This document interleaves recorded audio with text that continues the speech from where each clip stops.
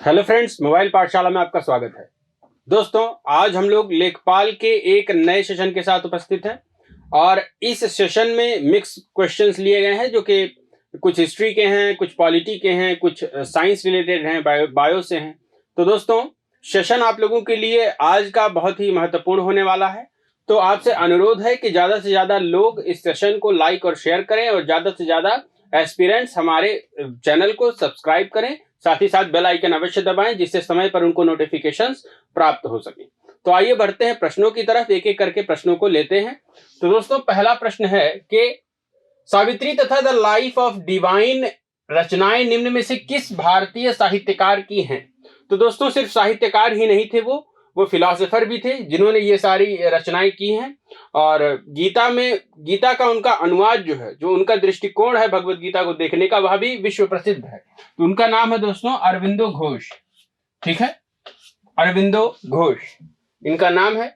और सावित्री तथा the life divine रचनाएं इन्होंने ही की है। ठीक है, सरोजनी नायडू को नाइटिंगेल ऑफ इंडिया कहा जाता है। जवाहरलाल नेहरू के बारे में आपको पता ही होगा। दोस्तों, जवाहरलाल नेहरू ने, इनके बारे में एक प्रश्न पूछा जाता है कि सबसे पहले झंडारोहण किस कांग्रेस अधिवेशन में हुआ? तो वह लाहौर अधिवेशन में हुआ सन 1929 में। और जवाहरलाल नेहरू उस अधिवेशन के अध्यक्ष थे। सबसे पहले स्वराज की मांग किस अधिवेशन में हुई? तो वह भी लाहौर अधिवेशन में हुई। और रावी नदी के तट पर जवाहरलाल नेहरू जी ने सर्वप्रथम भारत का तिरंगा झंडा फहराया था। तो यह बहुत ही महत्वपूर्ण कांग्रेस का सेशन था, इसके बारे में आपको पता होना चाहिए। जवाहरलाल नेहरू हमारे देश के पहले प्रधानमंत्री भी थे। यह सारे तथ्य दोस्तों बहुत ही इंपॉर्टेंट है। स्वामी विवेकानंद जी ने दोस्तों शिकागो में भाषण दिया था सन 1893 में। तो वह आपको याद रखना है और सन याद रखना है। कहाँ पे भाषण दिया था? तो अमेरिका में दिया था। ठीक है, धर्म संसद बुलाई गई थी वहां पर, जहां पर इन्होंने हिंदू धर्म का प्रचार प्रसार किया था।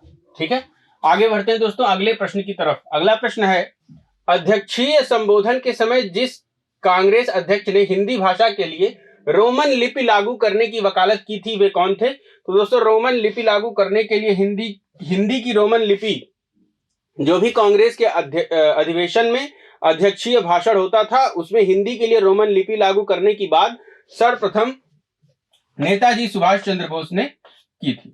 ठीक है, नेताजी सुभाष चंद्र बोस के द्वारा सर्वप्रथम दोस्तों यह किया गया था। और आने वाले टाइम में 23 जनवरी को नेताजी सुभाष चंद्र बोस का जन्म दिवस आएगा, यानी कि उनकी जन्म जयंती आएगी। और उनकी जन्म जयंती यानी कि 23 जनवरी को आजादी के अमृत महोत्सव कार्यक्रम के ही अंतर्गत इनकी जन्म जयंती को पराक्रम दिवस के रूप में मनाया जाएगा। तो याद रखेंगे 23 जनवरी को क्या है? पराक्रम दिवस। ठीक है, चलिए आगे बढ़ते हैं।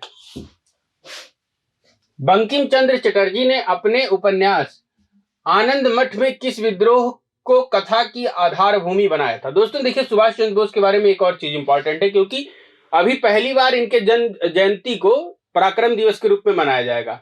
तो इनकी मृत्यु को लेकर के दोस्तों कई सारी थ्योरीज हैं, और कई सारी थ्योरीज हैं, तो इसीलिए कोर्ट में इनके मृत्यु कैसे हुई, किस रहस्यमयी ढंग से हुई, उसे लेकर के एक आयोग का गठन हुआ था, जिसे कहते थे दोस्तों मुखर्जी आयोग। तो याद रखेंगे कि सुभाष चंद्र बोस की डेथ मिस्ट्री को कवर करने वाला जो आयोग बना था वह कौन सा था? तो वह था मुखर्जी आयोग। ठीक है, उसमें उन्होंने बहुत सारे लोगों को गवाह बनाया था, जिसमें हमारे देश के जो पूर्व राष्ट्रपति थे प्रणब मुखर्जी जी, उनको भी उन्होंने एक तरह से गवाह बनाया था उसमें। चलिए आगे बढ़ते हैं। बंकिम चंद्र चटर्जी ने अपने उपन्यास आनंद मठ में किस विद्रोह को कथा की आधारभूमि बनाया? तो दोस्तों, बंकिम चंद्र चट्टोपाध्याय जी का जो बहुत ही मशहूर उपन्यास था आनंद मठ, उसमें उन्होंने सन्यासी विद्रोह को कथा की आधारभूमि बनाया था। और आनंद मठ उपन्यास से ही दोस्तों वंदे मातरम यह भारत का जो राष्ट्रगीत है वह लिया गया है। ठीक है, तो आनंद मठ उपन्यास से ही वंदे मातरम लिया गया है। और दोस्तों, भारत का जो राष्ट्रगान है जन गण मन, वह लिया गया है गुरुदेव रविंद्रनाथ टैगोर जी की रचना गीतांजलि से। ठीक है, चलिए आगे बढ़ते हैं। निम्नलिखित में से कौन सा सही प्रकार सुमेलित नहीं है? तो देखते हैं। चरक संहिता चिकित्सा से संबंधित है, बिल्कुल। और इसके अलावा सुश्रुत संहिता भी चिकित्सा शल्य चिकित्सा से संबंधित है। माधव निदान रोग विज्ञान से संबंधित है, ठीक है। लग्नाचार्य ज्योतिष विज्ञान से संबंधित है। सिद्धांतिका दोस्तों खगोल से संबंधित नहीं है, ठीक है, खगोल विज्ञान से संबंधित नहीं है सिद्धांतिका। सूर्य सिद्धांत है खगोल विज्ञान से संबंधित, ठीक, याद रखेंगे। चलिए, पंचतंत्र मूल रूप से लिखी गई किसके द्वारा लिखी गई? कालिदास के द्वारा लिखी गई, तुलसीदास के द्वारा लिखी गई, विष्णु शर्मा के द्वारा लिखी गई या भक्त रैदास के द्वारा लिखी गई? तो दोस्तों कालिदास ने कई सारी रचनाएं की हैं, जैसे कि मेघदूतम, मालविकाग्निमित्रम, कुमार संभवम, अभिज्ञान शाकुंतलम, ये सारी रचनाएं कालिदास की हैं। तुलसीदास जी की प्रमुख रचनाएं हैं, एक तो है रामचरितमानस जो कि बहुत फेमस है। इसके अलावा विनय पत्रिका भी तुलसीदास जी ने ही लिखी है, ठीक है। अवधी और ब्रज भाषाओं में तुलसीदास जी ज्यादातर अपनी रचनाएं किया करते थे। विष्णु शर्मा जी ने पंचतंत्र की मूल रचना की थी, तो विष्णु शर्मा जी ने पंचतंत्र की रचना की, इसलिए इसका सही जवाब विष्णु शर्मा हो जाएगा, ठीक। चलिए आगे बढ़ते हैं दोस्तों। भक्त रैदास जो थे, संत रविदास या रैदास बोल लीजिए, वो मीराबाई के आध्यात्मिक गुरु थे, तो इनके नाम को भी याद रखेंगे। चलिए आगे बढ़ते हैं दोस्तों अगले प्रश्न की तरफ। अगला प्रश्न है कि अपनी साहित्यिक कृतियों द्वारा स्वतंत्रता संग्राम में योगदान हेतु निम्नलिखित में से किसे राष्ट्र कवि का सम्मान प्रदान किया गया था? तो जयशंकर प्रसाद जो कि एक प्रमुख छायावादी कवि थे, मैथिली शरण गुप्त, रामधारी सिंह दिनकर या सुमित्रा नंदन पंत? तो दोस्तों जयशंकर प्रसाद और सुमित्रा नंदन पंत, और इनके साथ में एक और कवियत्री हैं, उनका नाम है महादेवी वर्मा। इन तीनों को छायावादी कवि कहा जाता है, लेकिन राष्ट्र कवि का सम्मान प्राप्त किया था मैथिली शरण गुप्त जी ने। तो याद रखेंगे, मैथिली शरण गुप्त जी ने स्वतंत्रता संग्राम में अपने योगदान के लिए उन्हें राष्ट्र कवि का सम्मान प्रदान किया गया था। चलिए आगे बढ़ते हैं दोस्तों 7वें प्रश्न की तरफ। निम्नलिखित में से भारत की सर्वाधिक प्राचीन भाषा कौन सी है? तो दोस्तों बौद्ध काल में बोली जाने वाली भाषा थी पाली, अर्धमागधी, प्राकृत या संस्कृत। दोस्तों ये सारे के सारे संस्कृत के अपभ्रंश ही हैं, तो संस्कृत सबसे प्राचीनतम भाषा है। ऋग्वेद की भाषा भी संस्कृत ही है। चलिए आगे बढ़ते हैं दोस्तों अगले प्रश्न की तरफ। भवभूति अलंकरण सम्मान किस राज्य के साहित्य सम्मेलन द्वारा दिया जाता है? तो कौन सा राज्य भवभूति अलंकरण सम्मान देता है? तो जिस राज्य में सर्वाधिक बाघ पाए जाते हैं उसी राज्य में भवभूति अलंकरण सम्मान दिया जाता है। वह राज्य है मध्य प्रदेश। मध्य प्रदेश में भवभूति अलंकरण सम्मान साहित्य के क्षेत्र में दिया जाता है। और मध्य प्रदेश की राजधानी सबको पता होगी भोपाल, ठीक है, भोपाल यहाँ की राजधानी। और सबसे ज्यादा नेशनल पार्क्स कहां पर हैं? तो सबसे ज्यादा नेशनल पार्क्स मध्य प्रदेश में हैं। सबसे ज्यादा टाइगर रिजर्व कहां पे हैं? तो सबसे ज्यादा टाइगर रिजर्व भी मध्य प्रदेश में ही स्थित है। चलिए, दुधवा राष्ट्रीय उद्यान कहां पर स्थित है? तो दुधवा राष्ट्रीय उद्यान मध्य प्रदेश, उत्तर प्रदेश, तमिलनाडु या उड़ीसा? तो उड़ीसा में दोस्तों सिमलीपाल और गहिरमाथा वाइल्ड लाइफ सेंचुरी है। तमिलनाडु में भी मुद्दुमलाई वाइल्ड लाइफ सेंचुरी है। उत्तर प्रदेश में दुधवा नेशनल पार्क है, चंद्रप्रभा वाइल्ड लाइफ सेंचुरी है और पीलीभीत टाइगर रिजर्व है। तो दुधवा और पीलीभीत यह दोनों टाइगर रिजर्व भी हैं। पीलीभीत एक टाइगर रिजर्व है मेनली, और दुधवा नेशनल पार्क भी है और टाइगर रिजर्व भी है, ठीक है। मध्य प्रदेश में बहुत सारे टाइगर रिजर्व हैं, बहुत सारे आपको बताया था कि नेशनल पार्क भी स्थित है। तो उत्तर प्रदेश में ही दुधवा राष्ट्रीय उद्यान स्थित है। और उत्तर प्रदेश का जो क्षेत्रफल के दृष्टिकोण से सबसे बड़ा जिला है लखीमपुर खीरी, वहीं पर उत्तर प्रदेश में दुधवा नेशनल पार्क स्थित है, जहां से रामगंगा नदी बहती है। चलिए आगे बढ़ते हैं दोस्तों। देवदास उपन्यास के रचनाकार कौन है? प्रेमचंद, मैथिली शरण गुप्त, शरद चंद्र चट्टोपाध्याय, फणीश्वर नाथ रेणु? तो दोस्तों शरद चंद्र चट्टोपाध्याय ने देवदास नामक उपन्यास की रचना की थी, और इसी उपन्यास पर बेस्ड एक पुरानी देवदास मूवी भी आई थी, एक नई देवदास मूवी भी बनी थी बाद में, ठीक है। तो शरद चंद्र चट्टोपाध्याय ही देवदास उपन्यास के रचनाकार हैं। आगे बढ़ते हैं। जन्म और मृत्यु के चक्र के साथ ही आत्मा की जटिलता पर कर्मकांडीय सूचनाओं का संकलन क्या है? तो दोस्तों जन्म और मृत्यु के चक्र के साथ ही आत्मा की जटिलता पर कर्मकांडीय सूचनाओं का संकलन है अरण्यक। याद रखेंगे, अरण्यक, ठीक। चलिए, कानपुर से प्रकाशित किस समाचार पत्र के माध्यम से विजय सिंह पथिक ने बिजोलिया आंदोलन को समूचे भारत में चर्चा का विषय बना दिया था? तो दोस्तों समाचार पत्र था प्रताप। कानपुर से संचालित था ये, और इस समाचार पत्र का नाम क्या था? प्रताप। और इसने किस आंदोलन को फेमस कर दिया था? तो विजोलिया आंदोलन को इसने फेमस किया था। और दोस्तों विजय सिंह पथिक ने इस आंदोलन को इस समाचार पत्र के माध्यम से प्रोपेगेट किया था, आगे बढ़ाया था। पूना समझौता किसके किसके बीच हुआ था?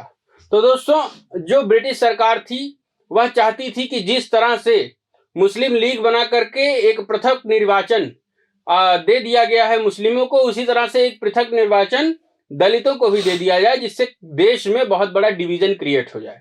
और बाद में और इसकी मांग भी लगातार भीमराव अंबेडकर जी कर रहे थे, परंतु दोस्तों महात्मा गांधी जी ने इसका विरोध किया। वह उस समय यरबदा जेल में बंद थे और उन्होंने कहा कि बिल्कुल भी इस तरह से तो समाज और बटेगा ही, और उन्होंने अनशन कर दिया। अनशन किया तो उनकी हेल्थ काफी खराब हो गई, और अनशन भूख हड़ताल करने से उनकी हेल्थ खराब हुई, डिटोरिएट हुई, जिससे कांग्रेस के लोगों ने क्या किया कि भीमराव अंबेडकर जी पर दबाव बनाया कि वो सीधे जाकर के महात्मा गांधी से बात करें। तो दोस्तों पुणे की यरबदा जेल में भीमराव अंबेडकर जी गए और उन्होंने गांधी जी से बात की, और वहीं पर पूना समझौता मुकम्मल हुआ। ठीक है, तो महात्मा गांधी और अंबेडकर के बीच में यह समझौता हुआ था। इस समझौते के अंतर्गत गांधी जी उन्हें इस बात पर राजी करने में सफल हो गए कि पृथक निर्वाचन ना हो, लेकिन दलितों की जो सीट्स है, उनका जो आरक्षित उनकी जो सीट्स हैं, आरक्षित क्षेत्र है, उसकी संख्या डबल कर दी जाए। ठीक है, चलिए प्रोटॉन की खोज किसने की थी? तो दोस्तों इसे याद करने का एक तरीका है ईंट पर नाच। ठीक है, ईंट पर नाच।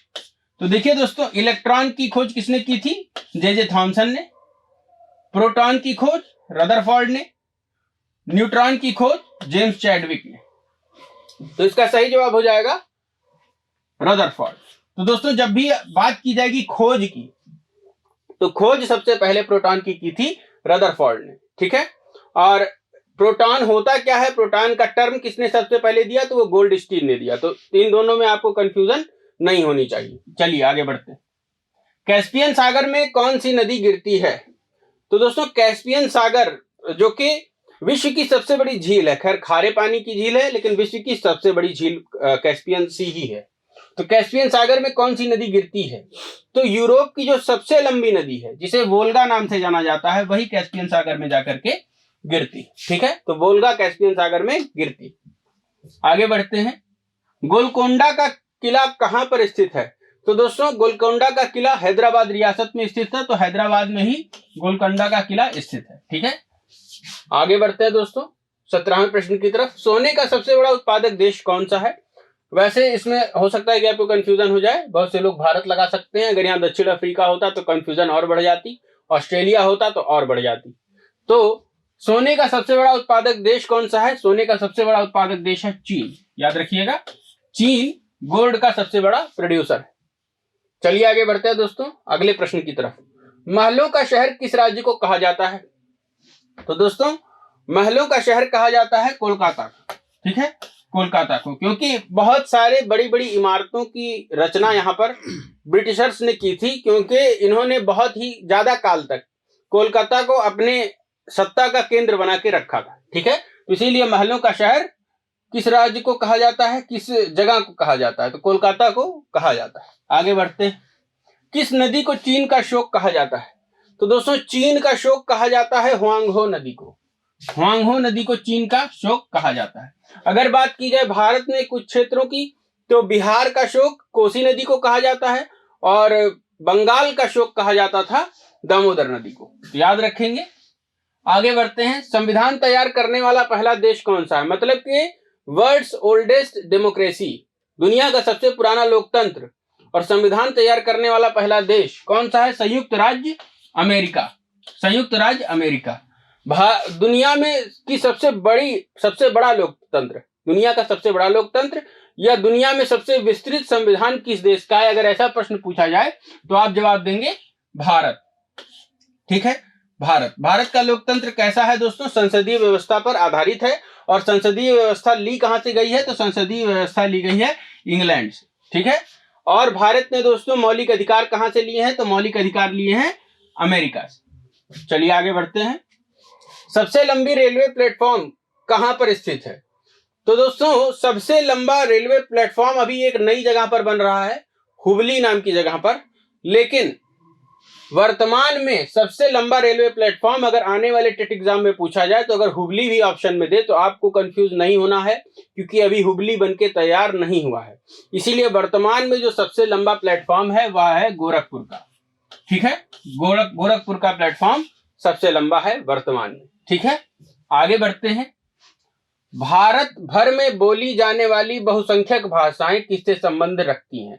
तो अधिकतर भाषाएं उत्तर भारत में ही, अधिकतर क्षेत्र जो भारत का है, जो विशाल क्षेत्र है वह उत्तर भारत का ही क्षेत्र है। दक्षिण भारत तो नीचे ऐसे तिकोना हो जाता है, तो इतना बड़ा क्षेत्र वो कवर नहीं करता। ठीक है, तो दोस्तों भारत भर में बोली जाने वाली बहुसंख्यक भाषाएं या तो आर्यन भाषाएं हो सकती हैं, यानी भारतीय आर्य समूह की भाषाएं हो सकती हैं, या तो द्रविडियन भाषाएं हो सकती हैं, या द्रविड़ समूह की भाषाएं हो सकती हैं। ठीक है, द्रविड़ समूह में दोस्तों कन्नड़, मलयालम और तमिल, तेलुगु ये सारी भाषाएं आ जाती हैं। जबकि अगर बात की जाए भारतीय आर्य समूह की तो उसमें संस्कृत भी हो गई, हिंदी और इसी तरह से पंजाबी, प्रोटो आर्यन, सारे के सारे प्रोटो आर्यन भाषाएं हो गई। तो बहुसंख्यक भाषाएं किससे संबंध रखती हैं? तो भारतीय आर्य समूह से संबंध रखती। ठीक है, आगे बढ़ते हैं 23वें प्रश्न की तरफ। वंदे मातरम का गीत जिसने उनकी आजादी की लड़ाई में भारत के देशभक्त सपूतों को बड़ी प्रेरणा प्रदान की, कहां पर अंकित है? तो वंदे मातरम का गीत कहां पर अंकित है? आनंद मठ उपन्यास में अंकित है, अभी बताया था। और भारत का राष्ट्रगीत वंदे मातरम ही है। ठीक है, आनंद मठ उपन्यास में यह अंकित है। आनंद मठ उपन्यास की रचना किसने की थी? तो आनंद मठ उपन्यास की रचना की थी बंकिम चंद्र चट्टोपाध्याय ने, और आनंद मठ में ही वंदे मातरम गीत अंकित था। ठीक है, और आनंद मठ उपन्यास किस चीज पर बेस्ड था, किस विद्रोह पर बेस्ड था? तो यह सन्यासी विद्रोह पर बेस्ड था। सन्यासी विद्रोह का नेतृत्व कौन कर रहे थे? तो दोस्तों सन्यासी विद्रोह की एक प्रमुख नेता थी दोस्तों रानी चौधरानी। ठीक है, रानी चौधरानी, याद रखेंगे इनके नाम को, इनका संबंध सन्यासी विद्रोह से। ठीक है, चलिए, कौन सी एक संवैधानिक संस्था है? तो मतलब इसमें 3 संस्थाएं संवैधानिक नहीं है, यानी कि संविधान में उनका वर्णन नहीं है। ठीक है, और संवैधानिक संस्था नहीं है। संवैधानिक संस्था वह होती है जो ऑटोनॉमस हो, स्वायत्त हो। ठीक, तो विश्वविद्यालय आयोग तो शिक्षा मंत्रालय के अंतर्गत आ गया, फिर वह शिक्षा मंत्रालय आ गया कार्यपालिका के, लेजिस्लेचर के अंतर्गत, तो यह नहीं होगा। ठीक है, अच्छा, भारतीय प्रतिस्पर्धा आयोग भी उसके अंतर्गत नहीं आता। ठीक है, संवैधानिक संस्था नहीं, अभी शिक्षा मंत्रालय के अंतर्गत ही आ जाता है। केंद्रीय विद्युत नियामक आयोग या ऊर्जा मंत्रालय के अंतर्गत आ जाता है। दोस्तों भारतीय निर्वाचन आयोग, इसके ऊपर किसी का बस नहीं चलता। अभी कई सारे स्टेट्स में चुनाव होने वाले हैं, और इस दौरान आप देखेंगे कि जैसे ही आचार संहिता लगेगी, सारे के सारे जितने बड़े बड़े नेता हैं सबके ऊपर आचार संहिता समान रूप से लगेगी और किसी का बस नहीं चलेगा। ऑटोनॉमस बॉडी कौन सी हो जाएगी? भारतीय निर्वाचन आयोग। ठीक है, चलिए, दांडी यात्रा क्यों प्रारंभ की गई? तो दांडी यात्रा गांधी जी ने प्रारंभ की थी। सबसे पहले गांधी जी ने यंग इंडिया नाम के अपने समाचार पत्र में उन्होंने 11 सूत्रीय मांगे रखी, और 11 सूत्रीय मांगे दोस्तों इन्होंने रखी थी उस समय के तत्कालीन वायसराय लॉर्ड इरविन से। लॉर्ड इरविन ने इन 11 सूत्रीय मांगों को हल्के में लिया। ठीक है, पूरा तो करने की बात ही छोड़िए, ध्यान ही नहीं दिया। उन्होंने सोचा कि ऐसे लिख दिया है किसी ने।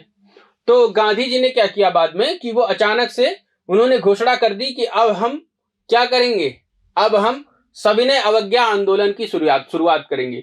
और सविनय अवज्ञा आंदोलन दांडी मार्च से ही शुरू हो जाता है। ठीक, सविनय अवज्ञा आंदोलन की अवधारणा यह थी कि हम सरकार के हर उस कानून का विरोध करेंगे जो दमनकारी है, उसे तोड़ेंगे। जैसे मान लीजिए पार्क में बैठना सरकार कह रही है इस पार्क में मत बैठो, तो हम उसी पार्क में जाकर के बैठेंगे। हम हिंसा नहीं करेंगे, सरकार चाहे तो हमको जबरदस्ती पकड़ के जेल में डाल दे तो हम जेलों को भर डालेंगे। ठीक है, तो सरकार के द्वारा सरकार के द्वारा इंप्लीमेंटेड जितने भी कानून थे उन्हें तोड़ने की कवायद गांधी जी ने चलाई, और सबसे पहले नमक कानून तोड़ा था उन्होंने। ठीक है, नमक कानून तोड़ने के लिए यह दांडी मार्च हुआ था। तो साबरमती आश्रम से लेकर के दांडी तट तक यह यात्रा की थी गांधी जी ने, और चुटकी से नमक को उठा करके हाथ में उन्होंने नमक कानून को तोड़ दिया। चलिए, तो दोस्तों 25 प्रश्न थे जो कि आपके लेखपाल, आने वाले लेखपाल एग्जाम के लिए अति महत्वपूर्ण है। आप देखेंगे ज्यादातर प्रश्न इसमें हिस्ट्री से बेस्ड थे और कुछ प्रश्न भूगोल से भी थे। तो इसी तरह के प्रश्नों के साथ मैं आप लोगों के बीच आता रहूंगा। Please like, share and subscribe our channel. धन्यवाद।